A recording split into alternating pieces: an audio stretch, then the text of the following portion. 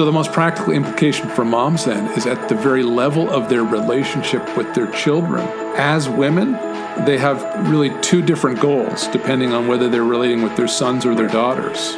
As women, moms have the specific goal with their sons to teach them how to relate to women. But for their daughters, they're teaching their daughters how to relate as women. Welcome back to another episode of Prepared to Answers podcast. My name is Shawn Walker, and I'm joined by Scott Stein, and we are glad you've joined us. We hope you've listened to our previous podcasts, and if you haven't, we would invite you to join us on preparedtoanswer.org for all of our podcast posting. So, Scott, in today's podcast, we are going to be tackling the subject of identity. We are, Shawn, but we're going to narrow that down a little bit.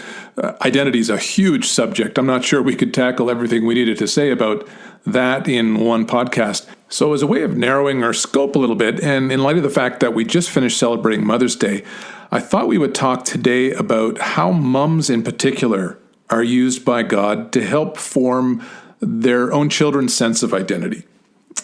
So this is a fairly large subject. Where do you even start? Well, there are a lot of places we could start and a lot of things we could focus on. But of course, Shawn, here Prepared to Answer, we realize that people really do live the way that they think. And so we're always interested in helping people to look at the ideas and beliefs that surround us in the culture that influence the way that we think and believe. Realizing that as Christians, we are to primarily form our minds according to God's truth. And sometimes that requires us to take a step back and rethink about the way that we think, or relook at the way that we think. So where I want to begin is just to start by looking at what I see as two main cultural assumptions that greatly influence the way that we as parents, and of course we're specifically talking about mothers today, but the way we as parents raise our children or relate to our children. And so here's two assumptions that I think are worth surfacing and recognizing and responding to biblically.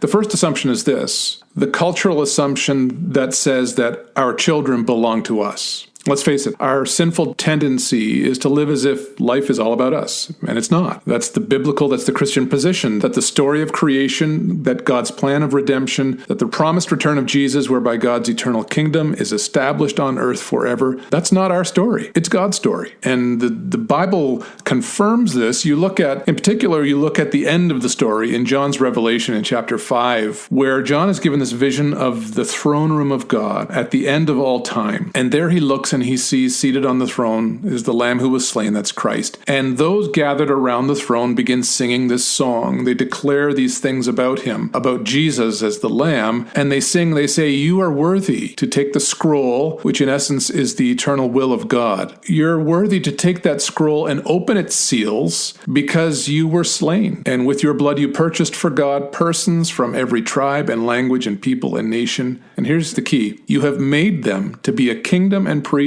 to serve our God, and they will reign on the earth." So as Christians, we need to continually remind ourselves of this great truth, that our stories and that the stories of our children's lives are ultimately not about us. They're about God. Yes, our children are given to us as gifts, and they are to be treasured by us. Yes, we are to love them and care for them and count them as our own. But remember that first and foremost, our kids belong to God. He's the one who brought their lives into being, not us. Sure, we were involved, but no person ever by virtue of their own choice or decision or actions ever brought a human life into existence. Sure, our biology is involved, but we don't actually make life. That's God's job. So like us, our kids are created for His glory. And like us, their greatest joy and satisfaction will only come from belonging to Him in Christ as His children. And I'm reminded of something that God said through the prophet Malachi. He was admonishing Israel for their unfaithfulness, and in particular, He was admonishing husbands for their unfaithfulness to their wives, and He was declaring His desire and His design for marital faithfulness. And He says this about husbands and wives. He says, "Has not the one God made you, both you, husbands and wives? You belong to Him in body and spirit. And what does this one God seek?" And the answer is, He seeks godly offspring. So there's this deep interest that God has in the preservation of healthy marriages as the place where children are to come from, because God's very interested in our children, because ultimately they belong to Him. The second cultural assumption I think we have to recognize anytime we're talking about children or any issues around gender or specifics about roles of mothers or fathers is the assumption in our culture right now that women and men are really just superficially different, but fundamentally the same. And this has been coming for a while now, but we can really point to some changes in social thinking really going back to the 50s and 60s. One of the most notable voices in the early feminist movement of the 50s and 60s was a woman by the name of Simone de Beauvoir. She said, "One is not born, but rather becomes a woman." She said, "It's civilization as a whole that produces this creature intermediate between male and eunuch, which is described as feminine." This whole idea that the very notion of woman or the very concept of woman is ultimately the product of a social construction that began back in the 50s and 60s. Now, I'm not here to dismiss all feminist thought out of hand. Obviously, a great deal of feminist thought and the feminist movement was in reaction to some very real and tangible abuses being committed against women, whether it was denial of rights or downright oppression of women in many cases. So I'm not here to diss feminism per se. But I think we need to recognize that second-wave feminism that swept Western culture in the 50s and 60s has shaped the way our culture thinks today. And we cannot help but be influenced by that.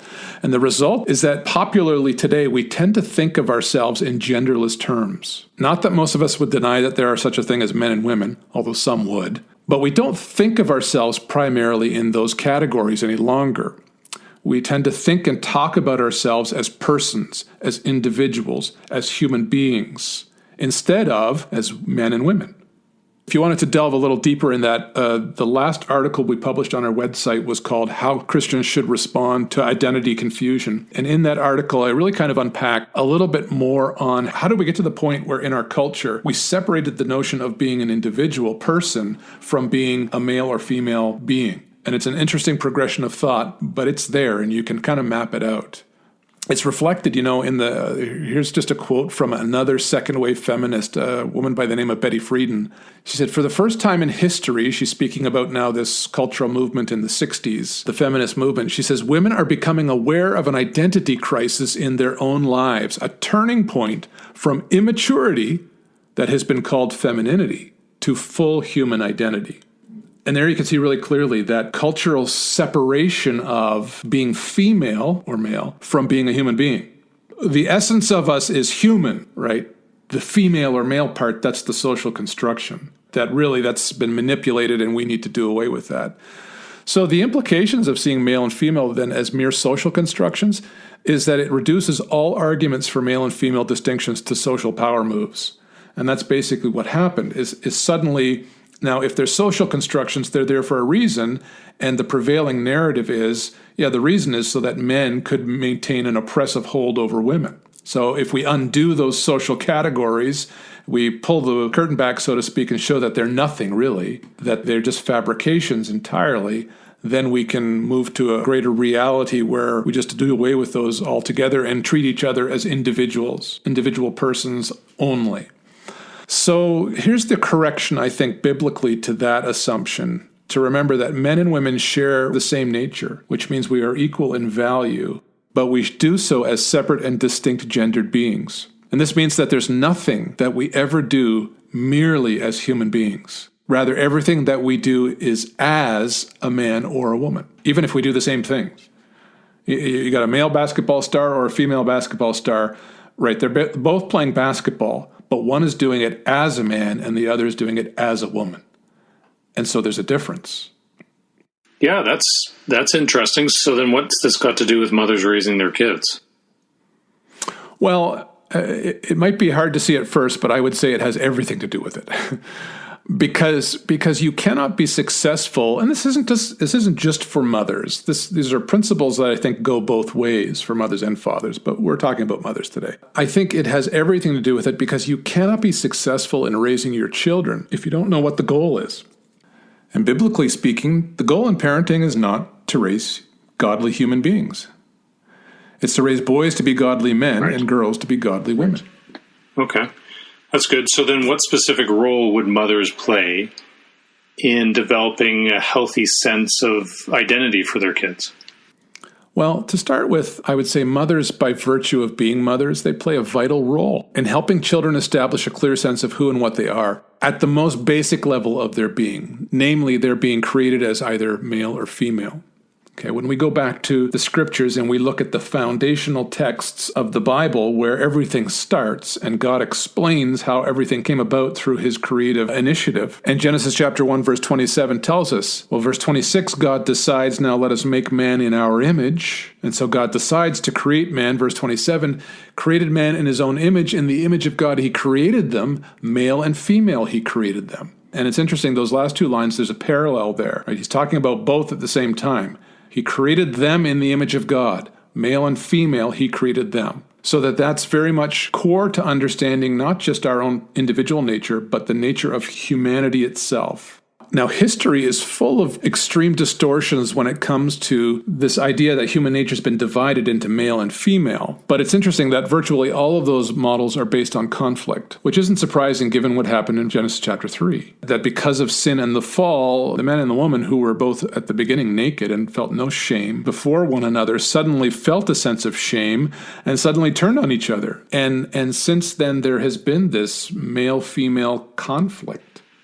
But it doesn't say in Genesis that they were created in conflict. No, they weren't created in conflict.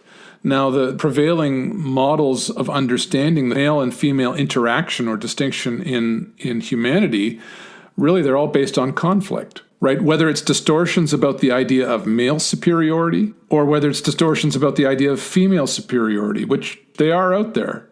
Even if it's the distortions about male and female being just the same thing or there being no distinction. Those are all distortions based on the idea of conflict. The biblical portrait of creation, interesting though, reveals that gender distinctions are not something to be overcome because they weren't originally a source of conflict. They were created to work together equally to glorify God. And I think that's key to understand, that humanity was made male and female in order to bear God's image. And it's interesting when you look at the creation text, specifically in Genesis 1, it's interesting to observe how creation was made to reflect the most essential quality of God's nature, which is his holiness, or his own distinction.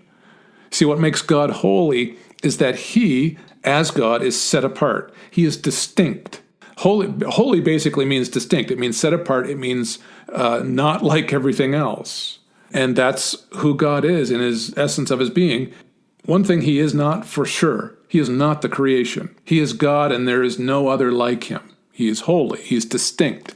So it's little surprise then that the very way that this holy and distinct God creates is by making distinctions, by setting things apart. And when you look at the Genesis 1 text, it's fascinating because how does God create? Day one, he creates light and darkness. How does he create it? He creates it by separating the two. Day two, it was separating the waters above, that's the sky, from the waters below, that's the sea. He creates by making a separation, by distinguishing between them. Same with day three on the water and the land. Now you have these two distinct spheres of living on earth, water and land.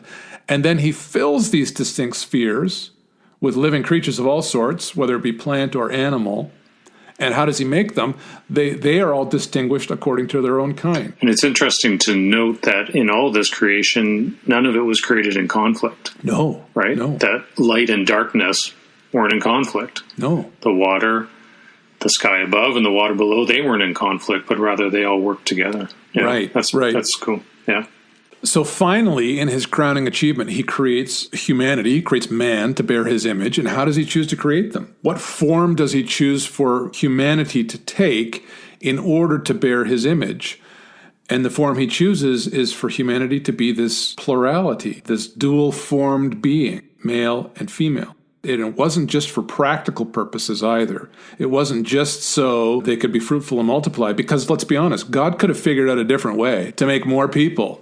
We could have been self-replicating beings. We could have been pod people or something. I don't know. But the very fact that he made us into this plurality of being, and then in the husband-wife union of marriage, and this is why Genesis 2 is so significant. In the account of Genesis 2, where Adam is placed in the garden, he's on his own. He names all the animals. He finds no helper suitable for himself. God places him into a sleep and then actually takes flesh. He takes a rib out of his side. He could have just formed another lump of clay and made it more curvy and blown his breath of life into that lump of clay to make the woman and brought her to the man and said, look, here's someone else just like you. But he didn't do that. He took the rib out of the man. He used that to fashion the woman, brings her back to the man so he can literally say, this is now bone of my bones and flesh of my flesh. There's this union. They are of the same flesh, and yet they're not the same person. They're distinct in their being as male and female, but they share this oneness in their flesh. That's not coincidental when we are bearing the image of the Creator, who in himself is both unified and plural. That God is one in his being, but plural in his persons, Father, Son, and Holy Spirit, right? And so there's this, beyond just the individual person bearing the image of God in our character qualities, intelligence, reasoning, creativity, and all those things, which are all true, there's an even greater sense in which humanity as a whole bears his image, because we share this unity in our nature, but this plurality or diversity in our being as male and female. So at the most basic level, then, mothers, like fathers, they're essential to helping children establish their own sense of place and distinction as God's image bearer, right? Where boys bear God's image in distinctively male ways and girls bear God's image in distinctively female ways. Neither one can be better than the other, nor can one do away with the other. We need both to be celebrated and valued and honored so that the Creator will truly be reflected in his creation. If we do away with feminine qualities, we're doing away with at least 50% of humanity's capacity to bear the image of God. Those female qualities that men don't share, they are reflections of God's nature and character in ways that men do not reflect them. So, you know what? I mean, there's a lot more I could say about that. There's a lot more in terms of understanding the unique ways that boys and girls bear the image of God. And what I would say is I would recommend to our listeners a really good resource, a book written by Glenn Stanton. He's a staff writer for Focus on the Family. He's done research and writing in the area of gender and gender identity, as well as parenting for the past 18 years. He recently put out a really great book. The title is Secure Daughters, Confident Sons: How Parents Guide Their Children into Authentic Masculinity and Femininity. And we'll have a link to that book on the episode page for this podcast on the website for those who are interested in that. Okay, great. Yeah, Scott, this is some great stuff, some fairly deep stuff, but maybe we could look at making this more practical in terms of mothers and how they can help establish their identity for their kids. Sure, and I recognize that there aren't a lot of how-tos in this episode. One of the most practically important things, though, that Christian moms can and should do in terms of helping their children to establish a secure and confident sense of identity, particularly as boys or girls, men or women, is to really work to safeguard them from the gender difference denying messages in our culture. That we want to recognize and celebrate that the growing up goals for sons and daughters are different. They're not the same. There's a great line from that movie, Tom Cruise movie, Jerry Maguire. I'm not suggesting you run out and watch it, but there's a great line from it where the character played by Renee Zellweger, Dorothy, is talking with her sister, and her sister's warning her as a single mom not to get involved with Jerry, who seems like a bit of a loose cannon. And she says, you need to get practical. And Dorothy responds and says, do you know what most women my age are doing? She said, they're out partying. They're trying to get a man. They're trying to keep a man. Not me. I'm trying to raise a man. And I think it's interesting, in that kind of cute little line where she's really commenting on her plight as a single mom, but at least in saying that, she recognizes what it is she's trying to accomplish. She's trying to raise her son and to be a man, and that's a challenge for her because she's a single mom. So I think there's some really practical outcomes in recognizing that raising boys and girls have different goals. Boys are being raised to become men. Girls are being raised to become women. Mm-hmm. So the most practical implication for moms then is at the very level of their relationship with their children. As women, they have really two different goals, depending on whether they're relating with their sons or their daughters. As women, moms have the specific goal with their sons to teach them how to relate to women. But for their daughters, they're teaching their daughters how to relate as women. So could we try to maybe make it a little more practical, or could we look at a practical example So my kids are teenagers. They're coming to the point that they may start dating. As a mother, what are some things I can do or I can teach or what is there that I can do? Well, I mean, if it's date night and your son or daughter is about to go out with a boy or a girl, if you haven't done anything up to that point, there's nothing you can do. At very best, though, you should be reminding them, hopefully, of what you've been modeling and teaching them. In terms of sons, what a son needs to learn from his mother, and hopefully will learn in her relationship with him, is how he as a man ought to treat a woman. What's okay and what's not okay in terms of how you treat a woman. Right. Yeah. And it can get practical too in terms of, practical ways of how to really impress a girl, I suppose. But more importantly, I think, is in the whole area of how to respect and honor a woman as a woman. That's what a mother should be teaching her son. And hopefully, if this is a situation where it's a mother and a father working together, hopefully that's been taken place as well through example in how the father treats the mother in the home. It's not always the case. I understand that. But even in the case where there have been negative examples, or in the case where if you're a single mom, obviously that's a little more challenging. But you can even instruct from the position of the negative, which is to talk with your son and say, you know what, this is not how a woman deserves or desires to be treated. And it's certainly not how God desires for you to treat a woman, because a woman ought to be loved, ought to be respected, ought to be honored, because, like you, a woman bears the image of God in unique and valuable ways that are worthy of honor, because that's ultimately honoring to our Creator.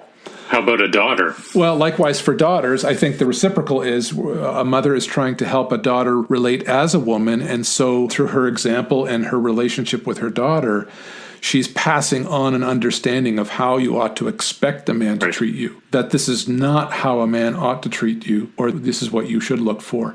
Again, in the ideal, that's where mother and father are working together. Right. Where the father should be modeling, he should be giving the daughter a taste of how a man relates to her or ought to relate to her. Mm-hmm. But again, if that's missing, sometimes the reality is that's often the case. There isn't a positive male presence. But I think you can still instruct even from the position of the negative to say that's not what we would want. That's not what makes us feel loved and honored as women. And so it really, I guess it comes down to setting those expectations. But again, that flows out of our ongoing relationship with our sons and daughters. Once you get to date night, you really have to be pointing backwards to, you know what, I've taught you this all along. Remember, you need to remember, this is how you treat a woman. You remember, this is how you ought to be expect to be treated. And if you do your best, I think, to instill that all along, I think it'll pay dividends for your kids. And of course, the bottom line of everything is then to pray. Right, for sure. And what a great reminder of how examples can often be the best instruction for our kids. Definitely, yeah. Right. So much of what we teach them is what we model, right? Right, yeah. Before we sign off here, Shawn, I just wanted to make some recommendations. I recommended the one book, but there's a couple other books I would just recommend for parents. We're talking to moms, but I would say for both parents. In terms of helping their children to establish that secure sense of identity, so much of it's through relationship. And there's a book that's been written by Gordon Neufeld. It's not a Christian book. Gordon Neufeld is a psychologist, but it's a very good one. And the title is called Hold On to Your Kids, Why Parents Need to Matter More Than Peers. And I think this is important in this whole subject of establishing identity, because the peer culture that our kids are growing up in, let's face it, Shawn, we're not that old. Even back in the 80s, when we were growing up, there was a peer culture, and peers very much shape our children's identity. And Neufeld's point is that historically that wasn't the case. Peer culture or rather teen culture, is a very recent phenomenon. In fact, historically, if you look, it's post-World War II. Right? Prior to that, the essential identity formation, relationship formation hub for a child was the family. The other one I would just mention has more to do with our identity as Christians. The second book I would recommend is one by Jerry Bridges. The title is Who Am I? Identity in Christ. It's put put out by Cruciform Press. It's a small book, but it almost acts as a great little biblical primer, useful for parents in helping them be clear on what our identity in Christ means. And it's actually short enough and clear enough that I think you could put it in the hands of a teenager or a young adult child who's going off to college to help them understand who they are in Christ, their identity as a Christian. So those are 3 books that I would recommend. Again, I'll have them linked on the episode page for this podcast episode on the website. Great. Good. Well, thank you very much for those recommendations. And it's been some great teaching today. Thanks, Scott, for all of that and for some practical examples of how we can help not only mothers but fathers as well in growing healthy identities for our kids. You're welcome, Sean. It was a big subject. Sure. I hope that people can at least pull a few nuggets out. For sure. And they'll be of help to them. For sure. And I want to thank our listeners for joining us. And as always, if you have any questions, not only on this subject, but others that Prepared to Answer discusses or we have on our website, we encourage you to reach out to us either through Facebook or email, through our website, through Instagram, and we'll be more than happy to come alongside you and help you. We again thank you for listening, and we look forward to having you join us next time.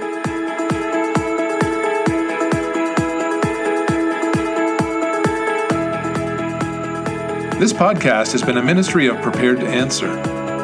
Our mission at Prepared to Answer is to help prepare, equip, and encourage the Church of Jesus Christ to grow in confidence of faith by teaching Christians to think like Jesus. To access more resources to help you begin understanding life and the world around you with the mind of Jesus, visit our website at www.preparedtoanswer.org. Follow us on Facebook and Instagram at Prepared to Answer.